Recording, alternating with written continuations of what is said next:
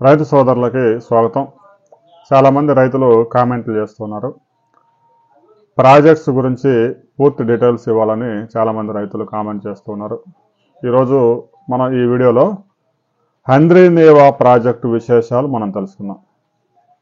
Handrineeva project అనగానే రాయలసీమ వరప్రదాయిని, ముఖ్యంగా Pothireddypadu head regulator ద్వారా ఆ తెలుగు గంగకి జలాలు తీసుకెళ్లిన తర్వాత రాయలసీమ ప్రాంతంలో అభివృద్ధి పరిచిన అతిపెద్ద project Handrineeva project. Telugu Ganga project NT Ramarao ముఖ్యమంత్రి కాగానే ప్రారంభించారు. ఆ తర్వాత దాదాపుగా 16 సంవత్సరాల పాటు ఆ తెలుగు గంగ ప్రాజెక్టు పనులు నడిచాయి. పోతిరెడ్డిపాడు హెడ్ రెగ్యులేటర్ ద్వారా కృష్ణానదిలో ఉన్న వరద జలాలని రాయలసీమ ప్రాంతానికి తరలించడంతో పాటుగా పెన్నా నదికి ఆ వరదను తీసుకెళ్లి పెన్నా నది మీద నిర్మించినటువంటి సోమశిల, కండలేరు జలాశయాలను నింపడంతో పాటు మద్రాసు మహానగరానికి 15 టీఎంసీల జలాలు ప్రతి సంవత్సరం ఇచ్చేందుకు అప్పటి ముఖ్యమంత్రి ఎన్టీ రామారావు పోతిరెడ్డిపాడు తెలుగు గంగ ప్రాజెక్టును ప్రారంభించారు. ఆ తర్వాత ఒక 2 దశాబ్దాల పాటు ఆ పనులు కొనసాగి ఎట్టికేలకు ఆ పనులన్నీ పూర్తయ్యాయి. అందులో భాగంగానే ఇక అవుకు రిజర్వాయరు, వెలుగోడు, గోరకల్లు ఈ రిజర్వాయర్స్ అన్ని నిర్మించారు. ఇక పెన్నా నదిలో కృష్ణా వరదని కలిపారు. సోమశిల రిజర్వాయర్ అతిపెద్ద రిజర్వాయర్ వచ్చింది. కండలేరు కూడా నిర్మించారు. మెడ్రాస్కి తాగునీటిని కూడా తీసుకెళ్లారు. ఇక్కడ ఒక ముఖ్యమైన విషయం మనం గుర్తుంచుకోవాలి. మెడ్రాస్కి తాగునీరు సరఫరా చేయడంలో సత్యసాయి బాబా ఇన్స్టిట్యూట్, సత్యసాయి బాబా ఎవరైతే ఉన్నారో పుట్టపర్తి, ఆయన పెద్ద ఎత్తున నిధులు దానం చేశారు. గతంలో మెడ్రాస్కి నీరు వదిలినా కూడా వెళ్ళేది కాదు. ఆ కాలువ లైనింగ్స్ అవన్నీ పూర్తిగా 100 కోట్ల రూపాయలు ఖర్చు చేసి మద్రాసు నగరానికి మంచినీరు సరఫరా చేయడంలో ఆయన పాత్ర కూడా ఉంది. మనం ఒకసారి గుర్తు చేసుకోవాలి. ఇక పోతిరెడ్డిపాడు హెడ్ రెగ్యులేటర్ ద్వారా జలాలను తరలించినా కూడా అనంతపురం జిల్లాకి అసలు ప్రయోజనం లేకుండా పోయింది. దీంతో అప్పటి ముఖ్యమంత్రి ఎన్టీ రామారావు చీఫ్ ఇంజనీర్గా ఉన్నటువంటి హనుమంతరావు అనే ఆయన్ని పిలిచి, ఒక నిపుణుణ్ణి పిలిచి, అనంతపురం జిల్లాకి కరువు ప్రాంతానికి కృష్ణా నది వరద జలాలను తరలించే ప్రాజెక్టుకు రూపకల్పన చేయండి, ఎంత ఖర్చు అయినా పర్వాలేదు అని ఆదేశాలు జారీ చేయడంతో ఆయన దాదాపు 5 సంవత్సరాల పాటు కృషి చేసి శ్రీశైలం బ్యాక్ వాటర్ కృష్ణా వరద జలాలని, ముఖ్యంగా అనంతపురం జిల్లాని సస్యశ్యామలం చేసే విధంగా ఒక ప్రాజెక్టుకి డిజైన్ చేశాడు. ఆ ప్రాజెక్టు పేరే హంద్రీనీవా. ఈ హంద్రీనీవా ప్రాజెక్టు కర్నూలు నగరానికి 14 కిలోమీటర్ల బ్యాక్ సైడ్ మాల్యాల అనే ప్రాంతం నుంచి మొదలవుతుంది. మాల్యాల ప్రాంతంలో మొదటి లిఫ్ట్ నిర్మించారు. ఇక అక్కడి నుంచి ఎత్తిపోసుకుంటూ లిఫ్ట్ ఇరిగేషన్స్ నిర్మించుకుంటూ దాదాపు 16 లిఫ్ట్ ఇరిగేషన్లు నిర్మించి 550 కిలోమీటర్ల కాలువలు నిర్మించారు. 1990లో ఎన్టీ రామారావు మానస పుత్రిక ప్రారంభమైన ఈ ప్రాజెక్టు విస్తరణ పనులు ఇప్పుడు కూడా కొనసాగుతూ ఉన్నాయి, ప్రస్తుతం కూడా కొనసాగుతున్నాయి. 1990లో ఎన్టీ రామారావుకి వచ్చిన ఆలోచన, దాని డిజైన్స్ అవన్నీ తయారు చేయడానికి దాదాపుగా 10 సంవత్సరాల కాలం పట్టింది. ఆ తర్వాత 2005లో జలయజ్ఞంలో భాగంగా నిధులు కేటాయిస్తే పనులు ప్రారంభమయ్యాయి. 2014లో ముఖ్యమంత్రి చంద్రబాబు నాయుడు అధికారం చేపట్టిన తర్వాత హంద్రీనీవా ప్రాజెక్టుకి పెద్ద ఎత్తున నిధులు వరదలా పారించారు. దీంతో చిత్తూరు జిల్లాలోని కుప్పానికి కూడా హంద్రీనీవా జలాలు శ్రీశైలం బ్యాక్ వాటర్ తీసుకువెళ్లే కార్యక్రమం విజయవంతంగా నడుస్తూ ఉంది. ఇప్పుడు చాలా వరకు పనులు పూర్తయ్యాయి. మదనపల్లి ప్రాంతంలో కొంచెం సొరంగం పనులు కొన్ని పెండింగ్లో ఉన్నాయి. ఇక మాల్యాల వద్ద నుంచి ప్రారంభమయ్యే ఈ ప్రాజెక్టు దాదాపుగా 550 కిలోమీటర్ల ప్రయాణం చేస్తుంది. 550 కిలోమీటర్ల ప్రయాణంలో అనేక చోట్ల లిఫ్ట్ ఇరిగేషన్స్ నిర్మించాల్సి వచ్చింది. ఎందుకంటే ఈ ప్రాజెక్టు గ్రావిటీతో పనిచేసే ప్రాజెక్టు కాదు. ప్రతి సంవత్సరం ఈ ప్రాజెక్టుకి 2500 మెగావాట్ల విద్యుత్తు అవసరం అవుతుంది. ఇది హంద్రీనీవా ప్రాజెక్టులో మాల్యాల దగ్గర నుంచి ఎత్తిపోసిన తర్వాత ఒక 9 కిలోమీటర్లు ప్రయాణం చేసిన తర్వాత మరొకసారి హైట్ తీసుకోవాల్సి వచ్చింది కాలువ. అక్కడ హంద్రీనేవా రెండవ ఎత్తిపోతల పథకాన్ని నిర్మించారు. ఇక సహజంగా లిఫ్ట్ ఇరిగేషన్ అనగానే ఒకసారి నీరు ఎత్తిపోస్తే వెళ్ళిపోతాయని చాలా మంది భావిస్తూ ఉంటారు. హంద్రీనేవా ప్రాజెక్టులో మాత్రం అలాంటి పరిస్థితి లేదు. దాదాపుగా 16 సార్లు నీరు ఎత్తిపోస్తేనే ఈ నీరు కుప్పం వరకు చేరుతుంది. ఎందుకంటే రాయలసీమ ప్రాంతంలో దాదాపుగా కృష్ణా నది నీటి మట్టానికి 380 మీటర్ల ఎత్తుకి నీటిని ఎత్తిపోయాల్సి ఉంటుంది. దీంతో కాలవ గ్రావిటీతో వెళ్ళే ప్రాంతాలు గ్రావిటీతో వెళ్తూ ఉండగా కొంత దూరం వెళ్ళిన తర్వాత అక్కడ గ్రావిటీ ఉండదు. ఇక ఆ నీరు ఆ అప్పు ఏదైతే ఎత్తైన ప్రాంతం ఉంటుందో ఆ ప్రాంతానికి వెళ్ళే అవకాశాలు మూసుకుపోతాయి. అలాంటి అవకాశాలు క్లోజ్ కాగానే అక్కడ ఒక లిఫ్ట్ ఇరిగేషన్ తీసుకోవడం, ఆ లిఫ్ట్ ఇరిగేషన్ ద్వారా మరలా అక్కడ నీటిని ఎత్తిపోసే కార్యక్రమం జరుగుతూ ఉంటుంది. ఇదిగో ఇక్కడ మనం గమనించినట్లయితే రెండో పంప్ హౌస్ నుంచి మూడో పంప్ హౌస్ వరకు దాదాపుగా ఒక 32 కిలోమీటర్ల వరకు ప్రయాణం సాగిన తర్వాత ఇక్కడ మూడో పంప్ హౌస్ నిర్మించాల్సి వచ్చింది. ఇక first pump house, second pump house, third pump house ఇలా నీటిని ఎత్తిపోసుకుంటూ దీన్ని జీడిపల్లి రిజర్వాయర్ వరకు తీసుకెళ్తారు. జీడిపల్లి రిజర్వాయర్లో దాదాపుగా 2 నుంచి 3 టీఎంసీల వరకు జలాలు నిల్వ చేసుకోవచ్చు. ఈలోగా కర్నూలులోని మెట్ట ప్రాంతాలకి నీటిని విడుదల చేస్తూ ఉంటారు, చెరువులు నింపే కార్యక్రమం చేస్తూ ఉంటారు. ఇదిగా మూడో పంప్ హౌస్ నుంచి నాలుగో పంప్ హౌస్కి కేవలం 8 కిలోమీటర్ల దూరం మాత్రమే ఉంది. ప్రతి చోట 5 మీటర్ల హైట్ రాగానే నీటిని ఎత్తిపోసేందుకు పంప్ హౌస్ నిర్మించాల్సి ఉంటుంది. ఈ నాలుగో పంప్ హౌస్ నుంచి ముందుకి తీసుకువెళ్తూ ఇక దీన్ని అనంతపురం జిల్లాలోకి ప్రవేశపెట్టబోతా ఉన్నది. ఇక్కడ అనంతపురం జిల్లాలోకి ప్రవేశించిన తర్వాత కూడా చాలా పంప్ హౌస్లు నిర్మించి దాదాపుగా హంద్రీనేవా ప్రాజెక్టులోనే 16 పంప్ హౌస్ల ద్వారా వందలాది మోటార్లు బిగించి నీటిని ఎత్తిపోస్తున్నారు. ఇదిగో పంప్ హౌస్ 5 ఐదోసారి ఇక్కడ లిఫ్ట్ చేస్తూ ఉన్నారు. ఐదోసారి లిఫ్ట్ చేసి ఇక్కడ ఏదైతే కొల్లగంట్ల ఈ చెరువు ఉందో ఆ చెరువును కూడా నింపే కార్యక్రమం చేశారు.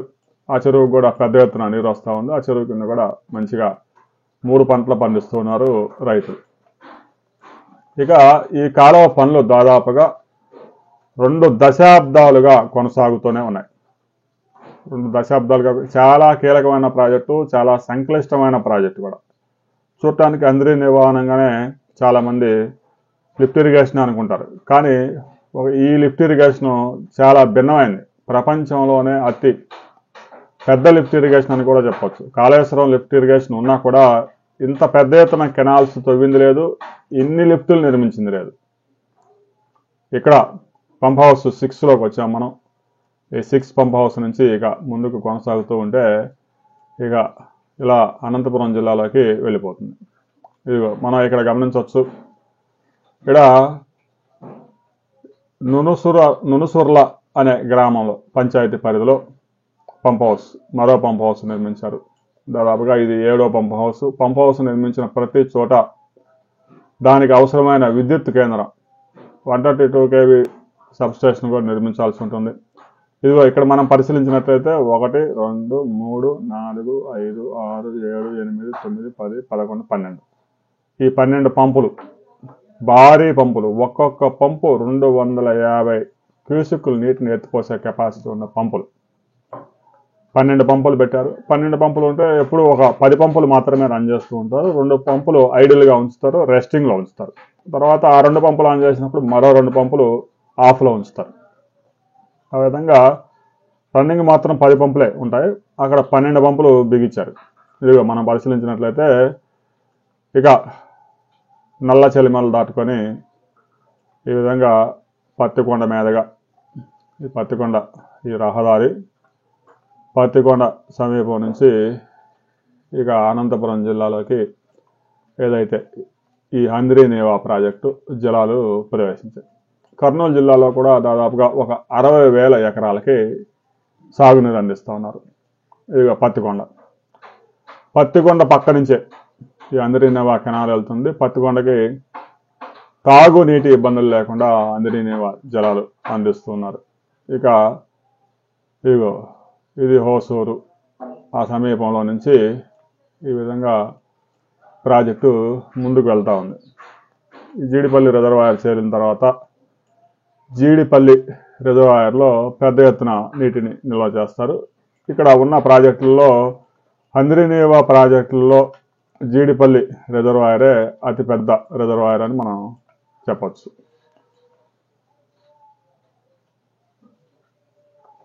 కమ్మ కొట్టాల ఈ గ్రామం మీదుగా అందరినేవా జలాలు ఈ విధంగా దాదాపుగా 550 కిలోమీటర్లు ఎత్తిపోసుకుంటూ లిఫ్ట్ ఇరిగేషన్స్ ద్వారా ముందుకెళ్తా ఉంది. ఇది పంప్ హౌస్ 8వ నెంబర్ పంప్ హౌస్. ఇక్కడ చూడండి, ఇక్కడ కూడా దాదాపుగా 1, 2, 3, 4, 5, 6, 7, 8, 9, 10, 11, 12 పంపులు నిర్మించారు. అంటే 10 పంపులు రన్నింగ్లో ఉంటాయి, ఒక 2 పంపులు ఆఫ్లో ఉంచుతారు. దాదాపుగా ఈ పంపులన్నీ మొత్తం అందరినేవా మీద పంపులన్నీ ఒక్కసారి రన్ అవ్వాలంటే 3000 మెగావాట్ల దాకా కరెంట్ అవసరం అవుతుంది. ప్రతి సంవత్సరం 3500 కోట్ల రూపాయల కరెంటు బిల్లు ప్రభుత్వం చెల్లిస్తూ ఉంది, రైతుల మీద భారం పడకుండా. అందుకే రాయలసీమ ప్రాంతాల్లో డ్రిప్ ఇరిగేషన్ ద్వారా 1 ఎకరా ఫ్లడ్ ఇరిగేషన్ ద్వారా ఏదైతే సాగు చేస్తామో అదే డ్రిప్ ఇరిగేషన్లో 5 ఎకరాలకి ఆ నీరు అందించడానికి అవసరం సాధ్యం అవుతుంది. అలాంటి ప్రయత్నాలు కూడా 90% రాయితీ మీద రాష్ట్ర ప్రభుత్వం డ్రిప్ పరికరాలు అందిస్తూ ఉంది. ఇక కొంతమంది రైతులకైతే 100% ఇస్తూ ఉంది, కొన్ని కులాల వారికి 90% అయితే అందరూ రైతులందరికీ ఇస్తూ ఉంది. దీంతో అనంతపురం జిల్లాలో ఈ మధ్యకాలంలో అందరినేవా జలాలు వచ్చిన తర్వాత ఏదైతే అరటి సాగు, ఉద్యాన పంటల్లో అరటి సాగు బాగా పెరిగింది. అరటి సాగు పెరగడంతో పాటుగా ఆ అరటిని ఇరాన్, దుబాయ్ లాంటి దేశాలకి ఎగుమతి చేస్తూ ఉన్నారు. మనం ముందుగానే చెప్పుకున్నాం, ఇదిగో ఈ జీడిపల్లి రిజర్వాయర్కి నీరు అందరినేవా జలాలు చేరాయి. జీడిపల్లి రిజర్వాయర్లో అందరినేవా వాటర్ అక్కడ నిల్వ చేస్తారు. ఆ నిల్వ చేసిన నీటిని మరలా అక్కడి నుంచి లిఫ్ట్ చేసుకుంటూ అనంతపురం జిల్లాలోనే మరో 180 కిలోమీటర్ల దాకా ఈ కాలువ ప్రయాణం చేస్తుంది. అలా అనంతపురం జిల్లాలో అనేక కరువు ప్రాంతాలను చుట్టేసుకుంటూ పుట్టపర్తి సమీపం నుంచి ఇక కదిరి, ఉమ్మడి అనంతపురం జిల్లాలో కదిరి భయంకరమైన కరువు ప్రాంతం. కదిరి ప్రాంతాన్ని కూడా దాటుకొని ఉమ్మడి చిత్తూరు జిల్లాలో మొలకల చెరువులో ప్రవేశించి మొలకల చెరువు నుంచి మదనపల్లి నుంచి చిత్తూరు, ఈ విధంగా చిత్తూరు జిల్లాలో మదనపల్లి తర్వాత ముఖ్యమంత్రి చంద్రబాబు నాయుడు కుప్పానికి కూడా ఆ కాలువని తీసుకెళ్లే ప్రయత్నాలు ముమ్మరంగా చేస్తూ ఉన్నారు. తాజాగా ఈ అందరినేవా ప్రాజెక్టు కాలువ వెడల్పు చేసేందుకు జీడిపల్లి రిజర్వాయర్ వరకు, ఏదైతే కర్నూలు సమీపంలో మాల్యాల సమీపంలో ప్రారంభమై జీడిపల్లి వరకు అందరినేవా కెనాల్స్ కెపాసిటీని 3500 క్యూసెక్కులకు పెంచేందుకు రాష్ట్ర ప్రభుత్వం 3200 కోట్ల రూపాయలు రిలీజ్ చేయడంతో పాటు మిషన్ మోడ్లో పనులు పూర్తి చేశారు. కేవలం 3 నెలల కాలంలోనే 680 యంత్రాలను ఏర్పాటు చేసి ఆ కాలువను వెడల్పు చేసే కార్యక్రమం పూర్తి చేశారు. అయితే రైతు సోదరులు చాలామంది కాలువకి సిమెంట్ లైనింగ్ చేయించవద్దు, మా బోర్లలోకి నీరు రాదు, ఎండిపోతుందని చెప్పేసి ప్రభుత్వానికి విజ్ఞప్తి చేశారు. దీంతో కొన్ని ప్రాంతాల్లో, తప్పనిసరైన ప్రాంతాల్లో మాత్రమే లైనింగ్ చేస్తూ ఉన్నారు. ఎందుకంటే కాలువ కెపాసిటీ 3500 క్యూసెక్లు ఉంది కాబట్టి పొరపాటున ఎక్కడైనా వర్షాలు వచ్చినప్పుడు బ్రేక్ అయితే ఆ చుట్టుపక్కల పొలాలన్నీ మునిగిపోయే అవకాశం ఉంది. ఏదో 100-150 టీఎంసీల కాలువలంటే వాటికి లైనింగ్ లేకపోయినా ఇబ్బంది ఉండదు. కానీ ఇలా వందలాది 3500 క్యూసెక్ల ఫ్లడ్ వెళ్లే కాలువ గనక లైనింగ్ లేకపోతే ఇబ్బందులు తలెత్తే ప్రమాదం. ఇక్కడ మనం గమనించవచ్చు, అనంతపురం జిల్లాలో తాడిపత్రి పరిసర ప్రాంతాల్లో ఇదిగో ఈ విండ్ పవర్, ఏదైతే సుజలాన్ కంపెనీ వాడిది విండ్ పవర్, ఇవన్నీ టవర్స్ కూడా మనం గమనించవచ్చు. అక్కడ విండ్ తాడిపత్రి, ధర్మవరం సమీప ప్రాంతాల్లో పెద్ద ఎత్తున ఆ గాలి కంటిన్యూగా గంటకి 20 నుంచి 30 కిలోమీటర్ల వేగంతో ఉంటుంది కాబట్టి అక్కడ ఆ విండ్ పవర్ కూడా జనరేషన్కి మంచి అవకాశాలు ఉన్నాయి. దాదాపుగా 33 మెగావాట్ల విండ్ పవర్ అక్కడ జనరేట్ అవుతూ ఉంది. ఈ విధంగా ఈ కాలువ తవ్వుకుంటూ 2 దశాబ్దాల పాటు వేలాది మంది పనిచేసి దాదాపుగా 13,000 కోట్ల రూపాయలు ఇప్పటికే ఖర్చు చేశారు. తాజాగా ఒక 3,000 కోట్ల రూపాయలు విస్తరణ కోసం, కాలువ విస్తరణ కోసం వ్యయం చేస్తూ ఉన్నారు. ఇక ఈ అంద్రీనీవా ప్రాజెక్టు ఇది ఇంకా గూగుల్ మ్యాప్ అప్డేట్ అవ్వలేదు. ఇది 2-3 సంవత్సరాల కిందటి మ్యాప్. ఇదిగో ఈ కాలువ కూడా సొరంగ మార్గం కూడా వచ్చింది ఇక్కడ అనంతపురం జిల్లాలో. ఎందుకంటే ఆడ ఎత్తైన ఈ కొండ ప్రాంతాలు ఉండడం వల్ల అక్కడ కటింగ్ చేయడం, డీప్ కట్ పడే అవకాశం ఉంది. 150 మీటర్లు తవ్వడం సాధ్యం కాదు కాబట్టి అక్కడ సొరంగ మార్గం దాదాపు 3 కిలోమీటర్ల వరకు సొరంగ మార్గాన్ని కూడా ఇంజనీర్లు పూర్తి చేశారు సక్సెస్ఫుల్గా. ఈ కాలువ నీటిని రైతు సోదరులు చక్కగా ఉపయోగించుకొని కేవలం డ్రిప్ ఇరిగేషన్ ద్వారా ఉద్యాన పంటలు మాత్రమే సాగు చేయండి, ఎక్కువ ఆదాయం వస్తుంది. వరి పంట సాగు చేసే ప్రయత్నాలు చేయవద్దు. ఎందుకంటే ఈ లిఫ్ట్ ఇరిగేషన్ కరెంటు బిల్లు కనుక ఒకసారి రైతు సోదరులు కనుక పరిశీలించినట్లయితే ఈ కాలువ ఎంత క్లిష్టమైన పరిస్థితుల నుంచి నీరు తీసుకొచ్చారనే విషయం కూడా రైతులకి అర్థమైపోయింది. చాలా కొండ ప్రాంతాలు, సొరంగాలు ఇవన్నీ దాటుకొని ఈ కాలువ నీటిని అనంతపురం జిల్లాలో అనేక కరువు ప్రాంతాలను కవర్ చేసుకుంటూ, చిత్తూరు జిల్లాలో ముఖ్యంగా పశ్చిమ చిత్తూరు జిల్లాల్లో చాలా ప్రాంతాల్లో చుక్కనీరు కూడా దొరికే పరిస్థితి ఉండదు. అలాంటి ప్రాంతాలకు కూడా ఈ అంద్రీనీవా జలాలను తరలించడానికి పెద్ద ఎత్తున కృషి జరిగింది.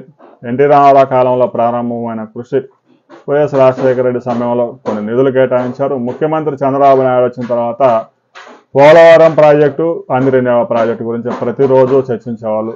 నిధులు కూడా పెద్ద ఎత్తున కేటాయించారు. రాష్ట్ర ప్రభుత్వం మొత్తం భుజాలకు ఎత్తుకొని ఈ ప్రాజెక్టును పూర్తి చేసింది. కేంద్ర ప్రభుత్వం నుంచి పర్యావరణ అనుమతులు మొత్తం సాధించి కేంద్రం ఈ ప్రాజెక్టుని జాతీయ ప్రాజెక్టుగా ప్రకటించకపోయినా రాష్ట్ర ప్రభుత్వం మొత్తం ఖర్చు మొత్తం భరించి ఈ ప్రాజెక్టుని ముందుకు తీసుకెళ్ళింది. దాదాపు 550 కిలోమీటర్ల పొడవైన కాలువ. భారతదేశంలో ఇంత పొడవైన కాలువ ఏ ప్రాజెక్టు కింద కూడా లేదు. కనీసం నాగార్జున సాగర్ ప్రాజెక్టు కింద కూడా ఇంత పొడవైన కాలువ లేదు. కెపాసిటీ విషయంలో 17,000, 18,000 క్యూసెక్కులు తీసుకెళ్లే పోలవరం కెనాల్స్ ఉన్నాయి, కుడికాలం ఉంది. అయితే ఈ కాలువ కెపాసిటీ 3,500 క్యూసెక్కులతో మొదలై ఈ కాలువ ముందుకు వెళ్లే కొద్దీ ఆ యొక్క కెపాసిటీని తగ్గించుకుంటూ వెళ్తారు. ఎందుకంటే అక్కడ వాటర్ డిశ్చార్జ్ చేస్తారు కాబట్టి. ఇదిగో ఎక్కడో ఒక పంప్ హౌస్ మనం గమనించవచ్చు. మనం ప్రారంభంలో చూసాం 12 పంపులు బిగించారు. దాదాపు 280 కిలోమీటర్లు ప్రయాణం చేసిన తర్వాత ఆ పంపుల సంఖ్య 6కు తగ్గింది. అంటే అక్కడ 3,500 క్యూసెక్కుల కెపాసిటీ ఉంటే ఈ కాలువ ఇక్కడికి వచ్చరికి దీని కెపాసిటీ 1,250 క్యూసెక్కులకి తగ్గిపోయింది. ఈలోగానే ఒక 1,200 క్యూసెక్కుల వరదని ఆయా ప్రాంతాల్లో చెరువులకి, రైతుల పొలాలకి ఇవ్వడం జరిగింది. ఇక్కడ మనం గమనించినట్లయితే అక్కడక్కడే 2 ఎత్తిపోతల పథకాలు నిర్మించాల్సి వచ్చింది. 2 కిలోమీటర్ల గ్యాప్లోనే 2 ఎత్తిపోతల పథకాలు నిర్మించారు. ఇక అంద్రీనీవా ప్రాజెక్టు నీటిని రాయలసీమ రైతులు, ముఖ్యంగా అనంతపురం జిల్లా రైతులు ఉద్యాన పంటల సాగుకి ఉపయోగించుకోండి.